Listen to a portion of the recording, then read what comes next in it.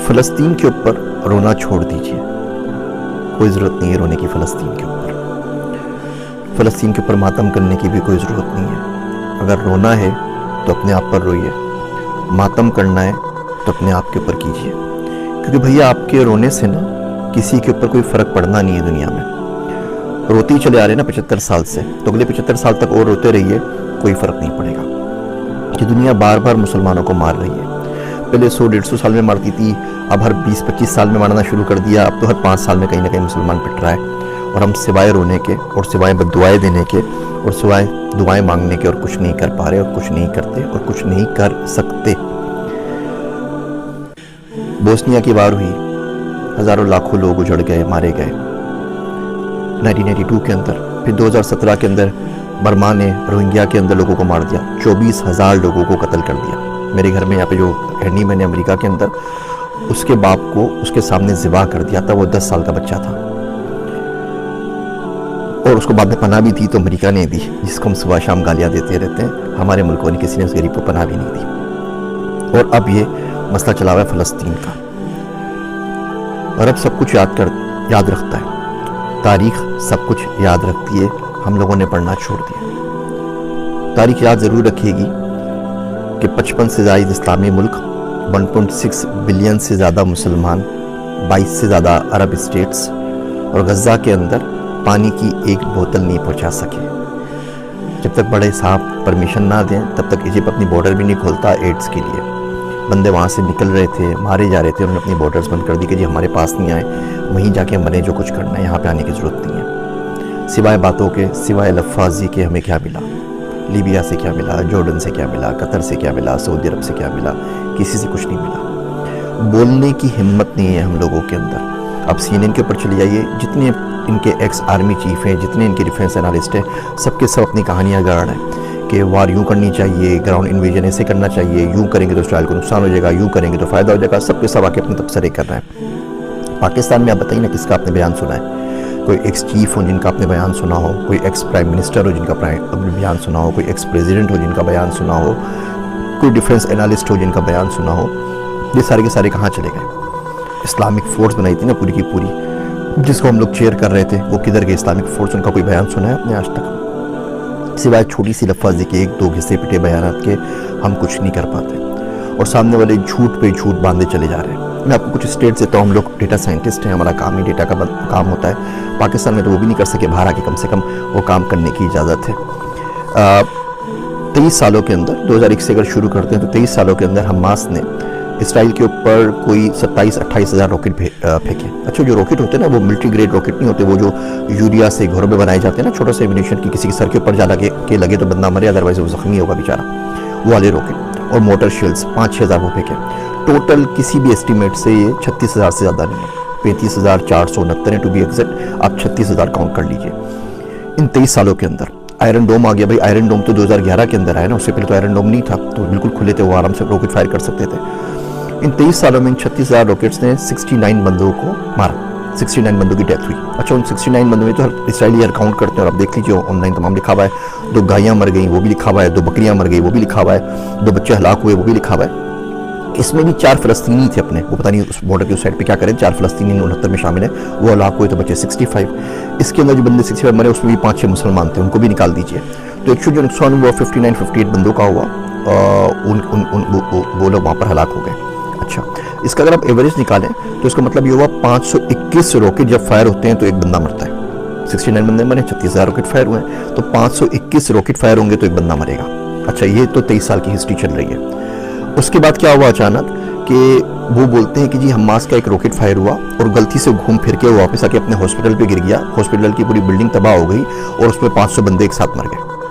तो ये कैसे हो सकता है कि 521 रॉकेट मिलकर एक बंदा मार रहे थे पिछले 23 सालों के अंदर, और एक रात अचानक एक रॉकेट फायर हुआ और इतना ज़बरदस्त रॉकेट बन गया, वो घर के यूरिया से बना हुआ, कि वो अपनी हॉस्पिटल पे लग गया और उससे 500 लोग मार दिए और हॉस्पिटल की पूरी बिल्डिंग जो है वो तबाह बर्बाद हो गई।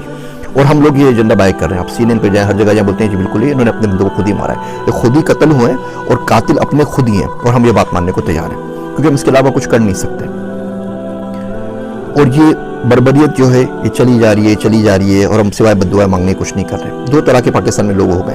एक वो लोग हैं जो झोलियां भर भर के बद्दुआएं दे रहे हैं। वो शायर कहता है कि कब अश्क बहाने से कटी है शबे हिजरा, कब अश्क बहाने से कटी है शबे हिजरा, कब कोई बला सिर्फ दुआओं से टली है। ये दुआएं हमने तो मांगी थी अफगानिस्तान के लिए भी, फिर क्या हुआ, इराक के लिए भी मांगी थी, पाकिस्तान के लिए भी मांगी थी, सबके लिए मांगी थी, फिर क्या हुआ। मेरा दोस्त अब्दुल्ला कहता है कि अगर आज खुदा ना खास्ता भारत के साथ जंग हो गई ना तो फरिश्ते उनके साथ खड़े होंगे, हमारे साथ नहीं, क्योंकि हमारे अमाल ऐसे नहीं है, हमें मुनाफिकत इतनी ज़्यादा बस गई है। तो लोग वो जो हैं जो दुआएं और बदुआएं मांग रहे हैं और उनसे कुछ नहीं होगा। एक वो लोग हैं जो झूठी आस दे रहे हैं सिर्फ और सिर्फ अपने व्यूज़ के लिए। इराक में भी हुआ था, इराक तबाह कर देगा अमेरिका को, आप देखिए कैसे काया पलट होगी। ऐसे ही कोई ना कोई उल्लू का पट्टा रोज़ आके वीडियो रिलीज़ कर रहा होता है और बोल रहा होता है कि हमास ये बिगाड़ देगा, हमास वो बिगाड़ देगा। 256 F-16 है उनके पास, इसराइल के पास 256। हमारे पास जो F-16 है वो एल बैंड के ऊपर नहीं चलते। वो एल बैंड पे अगर उसको जाना पड़ेगा आपको ऑफेंसिव मोड के अंदर, तो उसकी परमिशन भी आपको अमेरिका से लेनी पड़ेगी, वरना आप उड़ा के उससे डिफेंस कर सकते हैं आराम से। जो हमने खुद बनाया मुश्ताक वगैरह तो चल सकते हैं, F-16 नहीं चल सकते, परमिशन ऊपर से आती है। एनीवे 256 F-16 इसराइल के पास, 70 से ऊपर F-35 है। F-35 वो प्लेन है कि दुनिया के किसी भी मुल्क में जाके तबाही मचा सकता है, 160 किलोमीटर दूर से फायर कर सकता है विदाउट डिटेक्शन। उसका आपको कोई दुनिया का रेडार डिटेक्ट नहीं कर सकता। वो आए थे ना जब उसामा को मारने के लिए, तो कौन से रेडार ने आपको डिटेक्ट किया था। तो ये असल सूरत हाल है। वो बिल्कुल नेस्तो नाबूद करके चले जाएगा, दुनिया उसके साथ खड़ी हुई है और आप सिवाय अपनी लाशें दफनाने के कुछ नहीं कर सकते। और ये बददुआओं से काम नहीं चलता। अब करें तो करें क्या, ठीक है। देखिए पहली बात तो उस मुल्क में रहना क्यों है जो इतने कमज़ोर है। उस मुल्क में करना क्या है कि हम लोग 1.5 बिलियन 1.6 बिलियन मुसलमान मिलके एक पानी की बोतल गज़ा में नहीं पहुंचा सके। मरते हुए बच्चों के पास उस मुल्क में रहना क्यों है। कुरान शरीफ में आता है ना, सूरह निसा में आप देखिए, फीमा कुंतुम के तुम किस हाल में रहो, क्या करते रहो। तो लोग बोलेंगे अना मुस्तफ़ीना फिल अर्द, हम तो ज़मीन में बहुत कमज़ोर बना दिए गए थे। तो फरिश्ते मारेंगे, बोलेंगे अल्लाह की ज़मीन वसी नहीं थी, कहीं और निकल जाते। तो अगर आप मुल्कों में कमज़ोर हो गए जहाँ पे आपको बात करने की परमिशन नहीं है, जहाँ बोल नहीं सकते, तो किसी और मुल्क में चले जाइए, बात तो कर सकें ना। अब यहाँ राशिदा तालिब है मिशिगन की, जो कांग्रेस वुमेन है, वो एक बंदी ने अन्नी मचाई हुई ना, पूरे मुल्क के ऊपर भारी पड़ गई है, बोल बोल के पूरा मीडिया पागल हो गया, वो कुछ नहीं कर सकते क्योंकि वो अमेरिका में बैठी हुई है।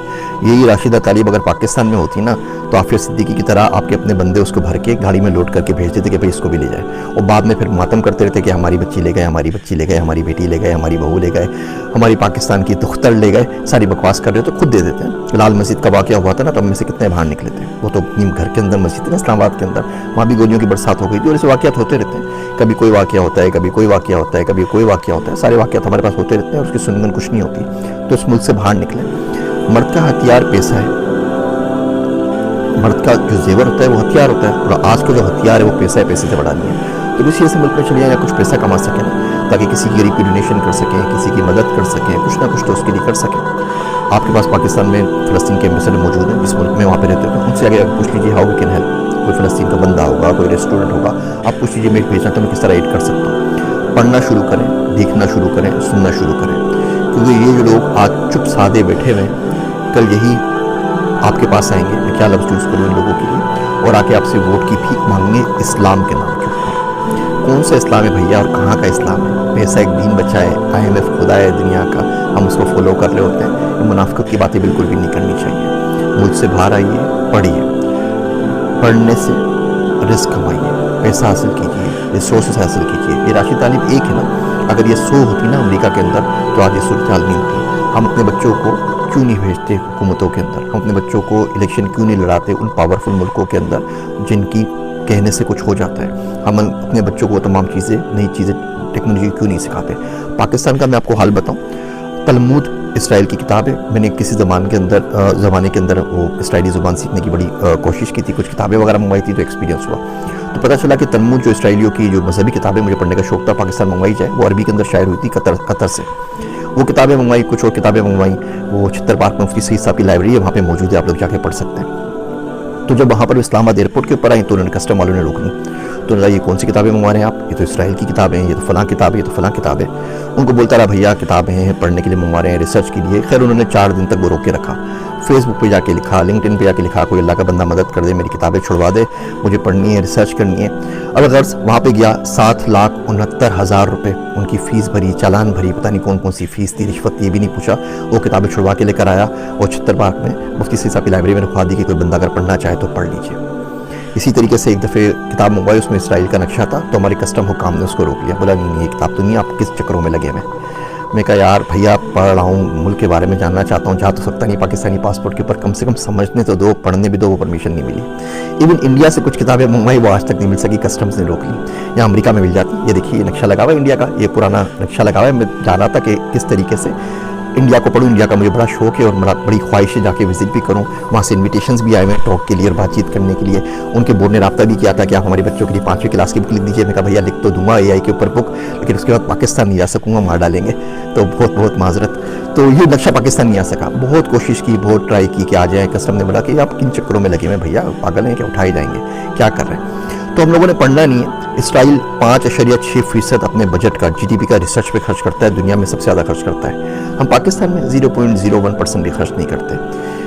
कोई कदर हमारी है नहीं वहाँ पर। तो जिस मुल्क में आप रिसर्च नहीं कर सकें, जिस मुल्क में आप बोल नहीं सकें, कुछ कर नहीं सकें, उसमें करना क्या है। इन वीडियोस के बाद फेसबुक भाई साहब ने मेरे बैन कर दिया है, पेज डिलीशन के लिए मार्क कर दिया है। वो कह रहे हैं 30 दिन में डिलीट कर देंगे, आपने हमारी पॉलिसी को वायलेट किया है। उन्होंने 8 अकाउंट भी बंद कर दिया है, तो उसकी वजह से हमारा गुफ्तगू भी सफ़र कर रहा है। अब बाकी चीज़ें भी जो 8 थे वो भी सफ़र कर रहे हैं। लिंक्डइन ने भी वार्निंग दे दी है, यूट्यूब भी पता नहीं कितने दिन बर्दाश्त करता है, उसके बाद ये भी बंद कर देगा। तो आप इसको शेयर करना चाहें तो मुझे कोई इतराज़ नहीं है, मैं आपको कॉपीराइट स्ट्राइक नहीं दूंगा।